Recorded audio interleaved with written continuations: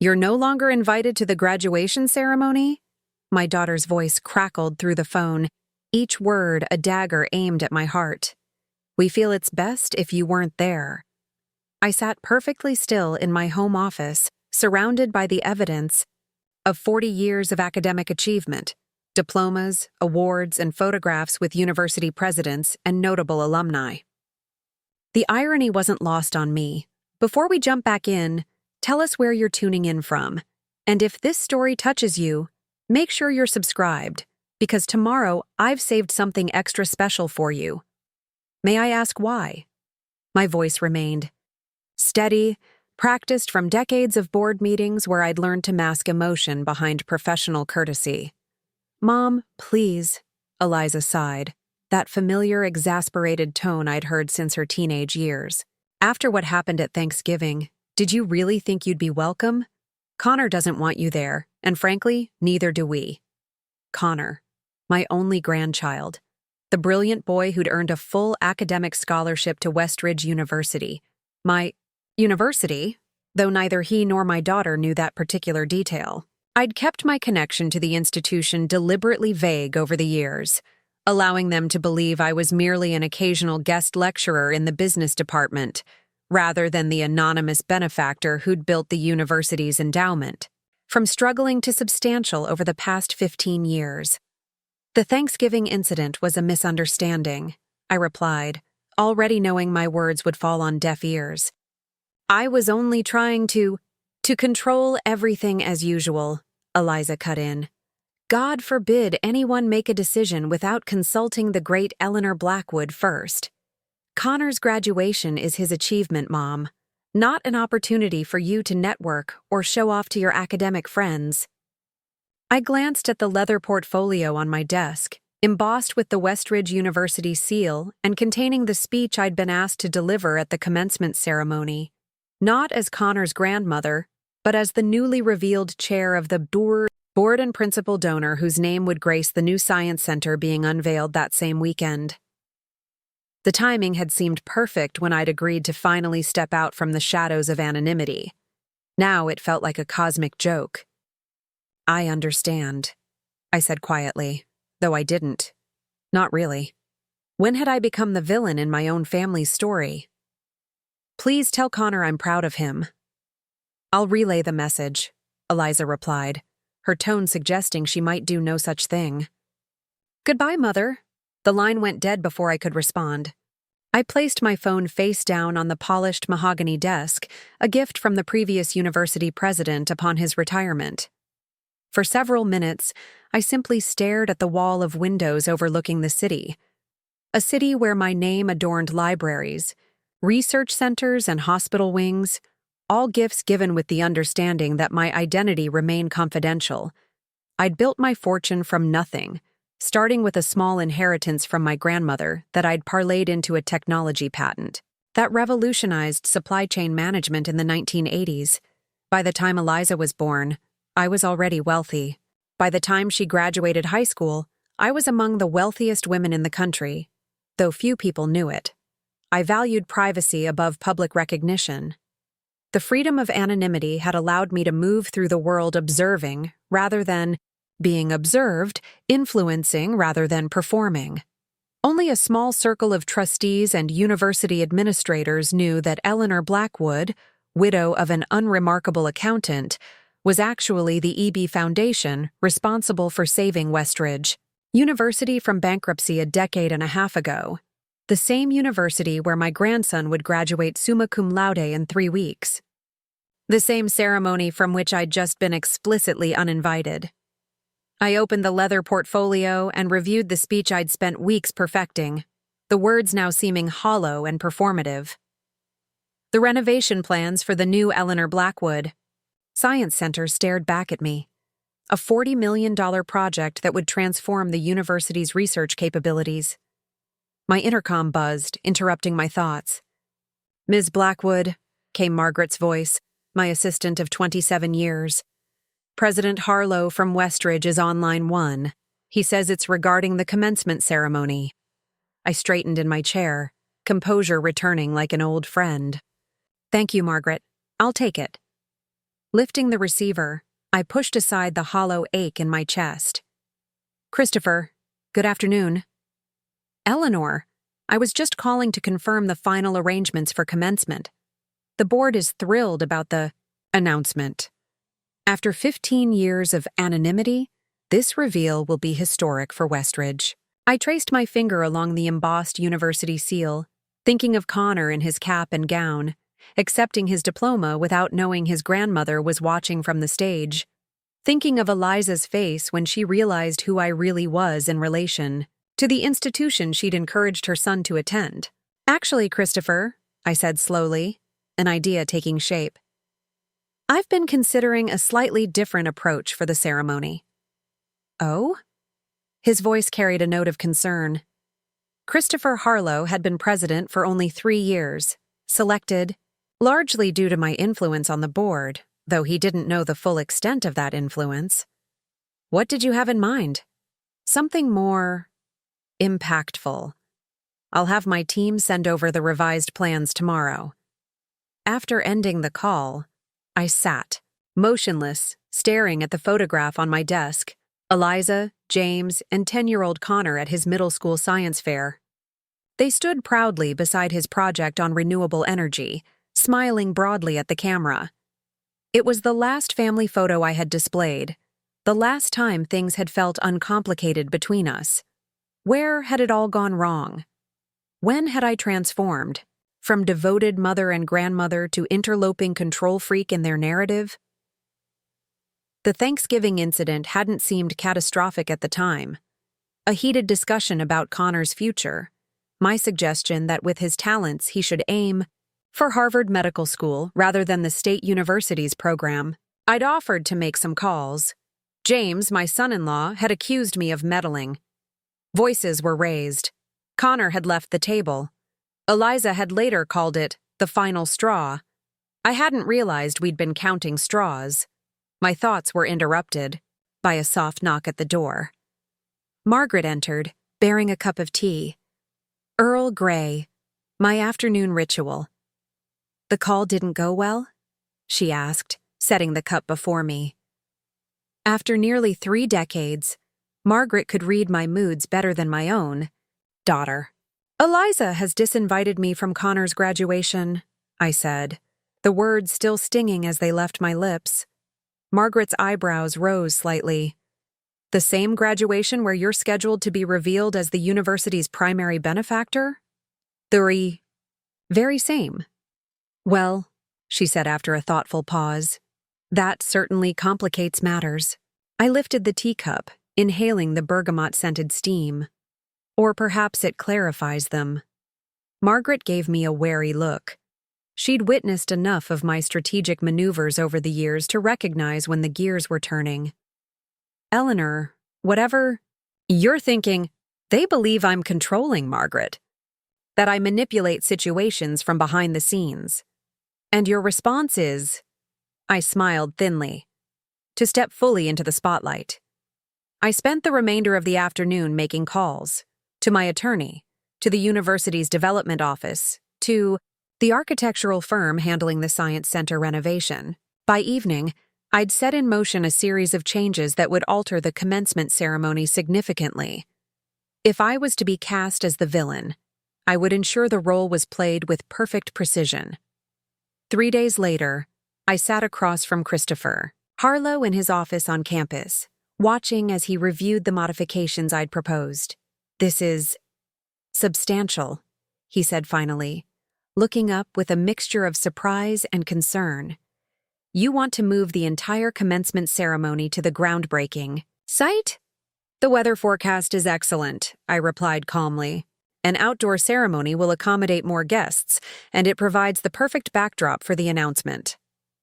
And the additional funding, $20 million beyond what was already committed to the Science Center, that's confirmed?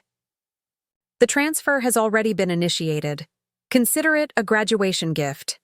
Christopher leaned back in his chair, studying me with newfound appreciation. May I ask why the sudden change?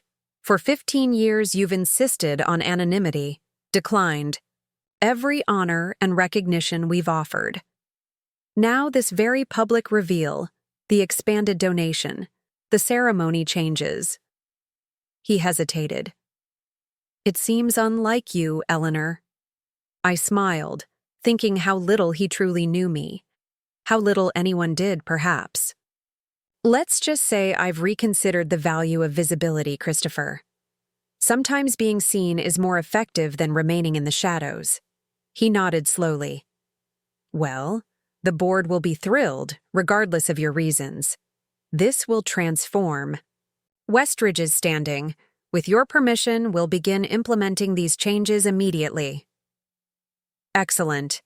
And Christopher? One more thing. Yes? The graduate speaker selection? I'd like to propose a change there as well. 2 weeks later, I stood at the window of my penthouse, gazing across the city toward Westridge University's campus. In the distance, construction equipment surrounded the site of the future Science Center, now transformed into an elegant outdoor commencement venue. White chairs arranged in precise rows, a temporary stage with the university's banners, hidden, microphones and cameras positioned to capture every moment of tomorrow's ceremony. My phone chimed with a text message from Eliza. Connor just picked up his regalia. Can't believe my baby is graduating college tomorrow. Wish things were different, Mom. Maybe someday. I read the message 3 times, noting what wasn't said more than what was. The lack of invitation. The vague suggestion of future reconciliation without any concrete opening. The subtle reminder of my exclusion from this milestone event. I didn't reply. Tomorrow would provide all the response necessary. That evening, I reviewed my revised speech one final time. The words had been carefully chosen, the revelations sequenced for maximum impact. Perhaps it was petty, this grand gesture designed to make a point. Perhaps it was the most honest thing I'd done in years. The morning of commencement dawned clear and bright, exactly as the meteorologists had predicted. I dressed with deliberate care, a tailored charcoal suit that projected authority without ostentation, accented with a Westridge blue silk scarf. The only jewelry I wore was my mother's pearl earrings and the sapphire ring that had been my grandmother's, the 2 women who had taught me that true power often lies in being underestimated. "The car is ready, Ms. Blackwood," Margaret announced, appearing at my bedroom door. "President Harlow called to confirm everything is in place." "Thank you, Margaret." I studied my reflection one final time, noting how my silver hair caught the morning light. At 68, I'd earned every strand. "How do I look?" "Like someone about to make quite an entrance," she replied with a knowing smile. The drive to campus was silent, my thoughts oscillating between doubt and resolve.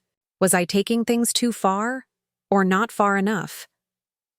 The hurt of being excluded from my only grandchild's graduation had calcified into something harder, more determined. Today would reset the narrative, for better or worse. Westridge's campus was transformed by the pageantry of commencement. Families streamed toward the ceremony site, carrying flowers and balloons, their faces bright with pride. I observed them from behind the tinted windows of my car, these ordinary people experiencing the uncomplicated joy of celebrating their graduates' achievements. Had I sacrificed that simplicity when I'd chosen ambition and influence over visibility in my family's life? The question lingered uncomfortably as my driver pulled into the VIP parking area where Christopher Harlow stood waiting. "Eleanor," he greeted me warmly, opening my car door. "Everything is ready. The board members are assembled in the green room. We'll begin in 30 minutes. I stepped out, immediately noticing the newly installed sign at the construction site.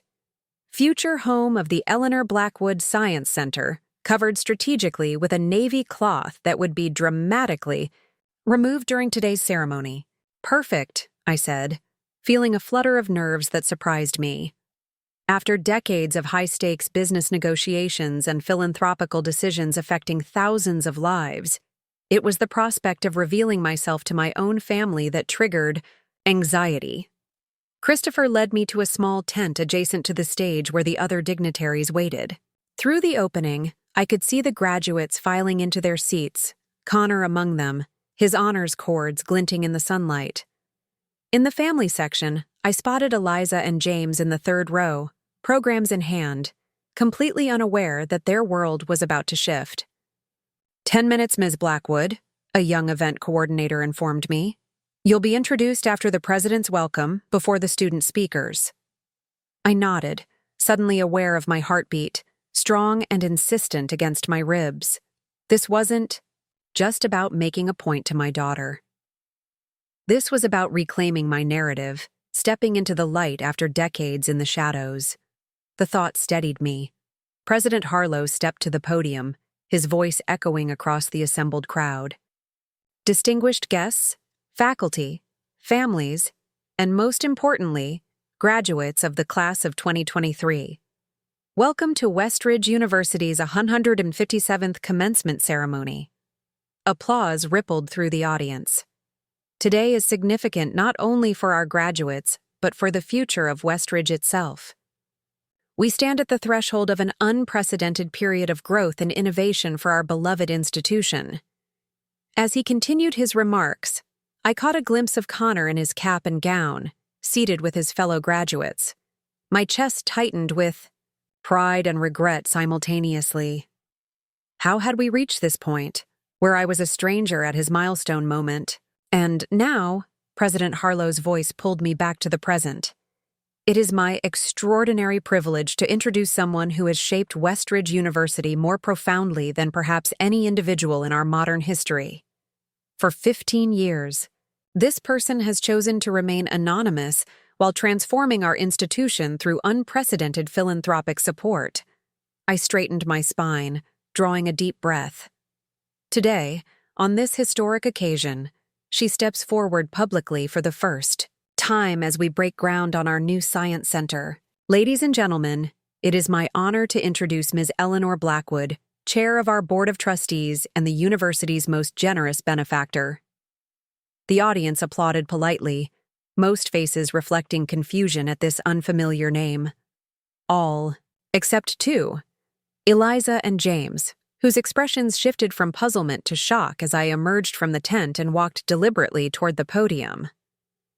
In that suspended moment, as I crossed the stage with my daughter's wide-eyed gaze following, my every step, I felt a strange sense of liberation. The secrets, the careful compartmentalization of my life, the strategic anonymity, all crumbling away with each footfall. I reached the podium, adjusted the microphone, and allowed myself one direct look at Eliza. Her face had drained of color. Her program clutched so tightly in her hands that it had crumpled beyond recognition. Beside her, James appeared equally stunned, his mouth slightly open in disbelief. Then I shifted my gaze to the graduates, finding Connor among them. Unlike his parents, his expression wasn't shocked but intensely curious, leaning forward slightly, as if trying to reconcile this public version of his grandmother with the woman he thought he knew. "Thank you, President Harlow, for that kind introduction," I began, my voice steady and clear across the hushed crowd. "And congratulations to the remarkable graduates before us today.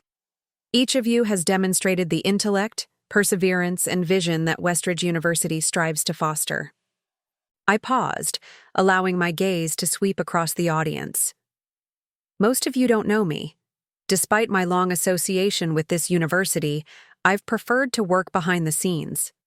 Today marks a departure from that approach, a step into the light, if you will. In the family section, Eliza hadn't moved, frozen in apparent disbelief. I continued, adhering to my carefully prepared text while watching the ripple effects of my words move through the audience. 15 years ago, when Westridge faced an existential financial crisis, I saw not an institution in decline, but a legacy worth preserving and expanding. My involvement began with a simple belief that education transforms not just individual lives, but entire communities, and, ultimately, our shared future. As I spoke about the university's journey from financial instability to its current prominence, I could see the pieces falling into place for those who knew me, or thought they did. Faculty members who had encountered me as an occasional guest lecturer now whispered to their neighbors. Alumni who had seen me at events but never understood my role exchanged glances of recognition. And in the third row, my daughter sat perfectly, still, her face a complex map of emotions I couldn't fully decipher from the distance. Betrayal, confusion, anger, perhaps all three. Today we break ground not just on a new building but on a new chapter for Westridge, I continued, approaching the portion of my speech that had been most carefully crafted. The Eleanor Blackwood Science Center represents my commitment to this institution and to every student who will walk through its doors. I paused, departing from my prepared remarks, including my grandson, Connor Davis, who graduates today with highest honors in biochemistry. A murmur rolled through the crowd. On stage, President Harlow shifted uncomfortably at this unscripted revelation. Among the graduates, Connor's head snapped up, his eyes wide with shock.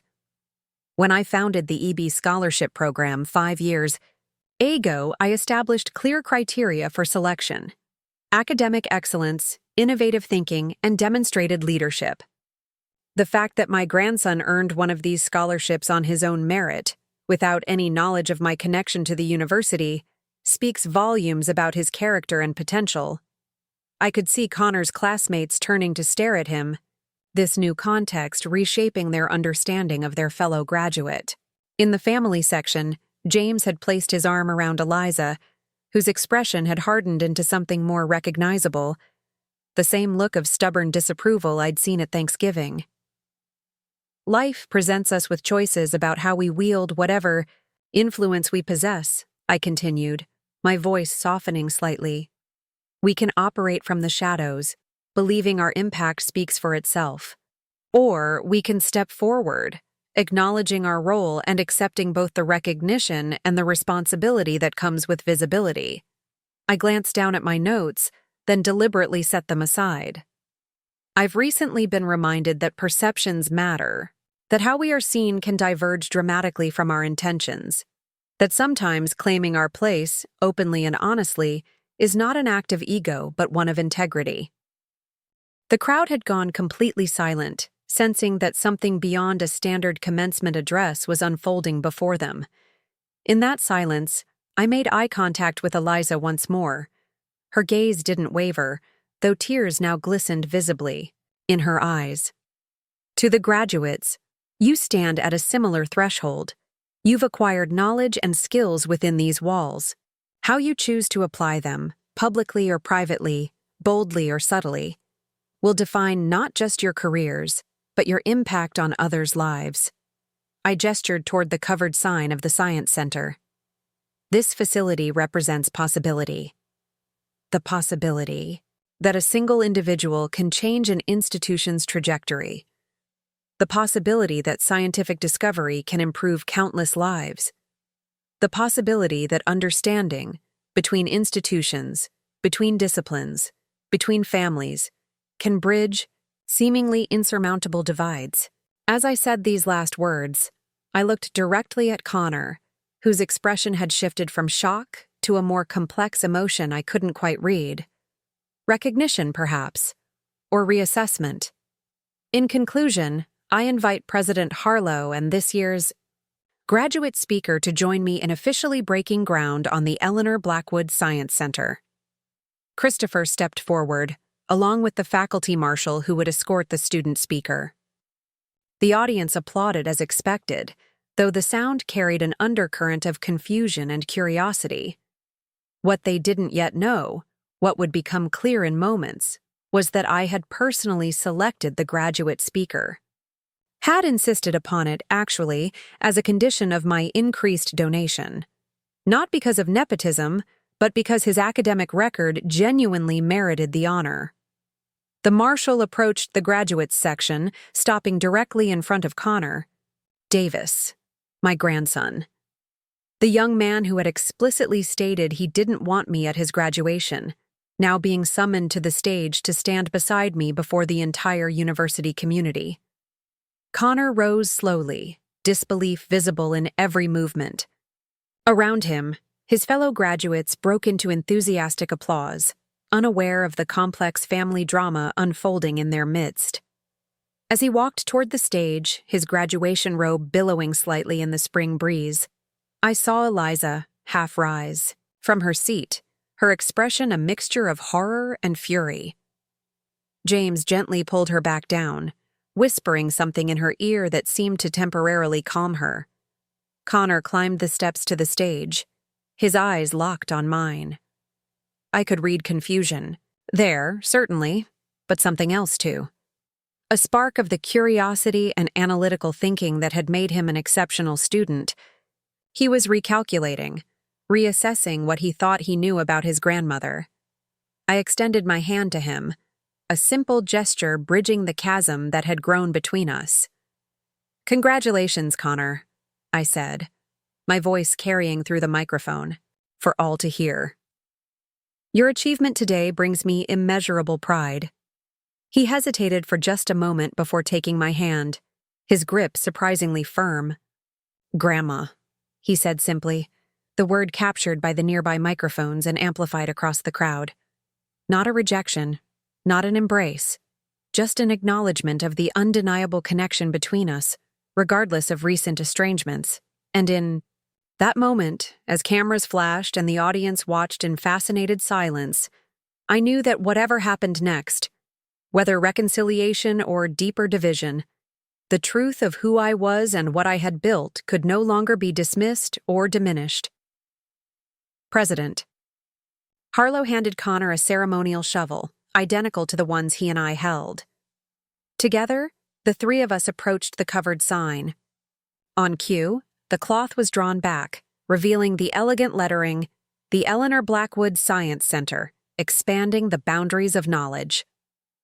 "On the count of 3, Christopher instructed, his voice betraying slight nervousness at the palpable tension. 1, 2, 3. We plunged our shovels into the ceremonial soil, the audience erupting in applause. As we straightened, Connor leaned slightly toward me. "We need to talk," he said quietly, his voice masked by the crowd's reaction. "After the ceremony." I nodded once, maintaining my composed smile for the cameras documenting this historic moment.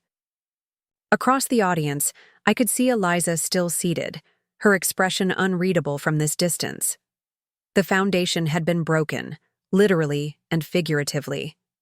What would be built upon it remained to be seen. But one thing was certain. I would no longer be excluded from the narrative of my own family or my own legacy. The time for shadows had passed. The ceremony concluded with thunderous applause, but I hardly noticed. My focus remained fixed on Connor, who stood beside me on stage, his expression a complex mixture of confusion, anger, and reluctant admiration, as the graduates filed out for the traditional recessional. Connor leaned in. "Library courtyard, 15 minutes. His voice was low, controlled, a man's voice now, not the boy's I remembered. I nodded once, watching as he rejoined his classmates. The immediate aftermath was a blur of congratulatory handshakes, press photographs, and carefully crafted sound bites. President Harlow steered me through the crowd of well-wishers and curious onlookers, his practiced smile never wavering despite the unexpected revelations of the ceremony. "Your grandson," he murmured during a brief private moment. "I had no idea." "Few did," I replied simply. 15 minutes later, I stood in the secluded courtyard behind the university library, a peaceful garden space surrounded by ivy-covered walls. The sounds of celebration echoed distantly from the main quad. "Grandma."